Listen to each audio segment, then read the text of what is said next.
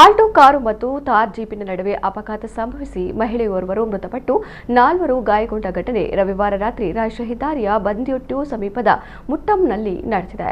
ಮಂಜೇಶ್ವರ ಮಚ್ಚಂಪಾಡಿ ಕೋಡಿಯ 28 ವರ್ಷದ ಸಿಪಿ ಫಾತಿಮಾ ಮಿರ್ಜಾನಾ ಮೃತಪಟ್ಟ ಮಹಿಳೆ. ಕಾರಿನಲ್ಲಿದ್ದ ಮಚ್ಚಂಪಾಡಿಯ 34 ವರ್ಷದ ಹುಸೈನ್ ಸಹದಿ, 15 ವರ್ಷದ ಮರಿಯಮ್ಮತ್ ಜಕಿಯಾ, 19 ವರ್ಷದ ಜುಮಾನಾ ಮತ್ತು 3 ವರ್ಷದ ಅಬ್ದುಲ್ ಸಾಲಿಂ ಗಾಯಗೊಂಡವರ ಪೈಕಿ ಇಬ್ಬರ ಸ್ಥಿತಿ ಗಂಭೀರವಾಗಿದೆ ಎಂದು ತಿಳಿದುಬಂದಿದೆ.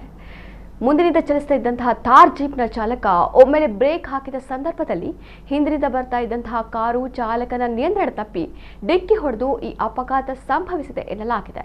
ಅಪಘಾತದ ತೀವ್ರತೆಗೆ ಕಾರು ನಜ್ಜುಗುಜ್ಜಾಗಿದೆ. ಥಾರ್ ಜೀಪು ಚಾಲಕನ ನಿಯಂತ್ರಣ ತಪ್ಪಿ ರಸ್ತೆಗೆ ಮಗುಚಿ ಬಿದ್ದಿದೆ. ಗಾಯಗೊಂಡವರನ್ನ ಮಂಗಳೂರು ಆಸ್ಪತ್ರೆಗೆ ದಾಖಲಿಸಲಾಗಿದೆ ಎಂದು ತಿಳಿದುಬಂದಿದೆ. ಕುಂಬಳೆ ಠಾಣಾ ಪೊಲೀಸರು ಪ್ರಕರಣ ದಾಖಲಿಸಿಕೊಂಡಿದ್ದಾರೆ.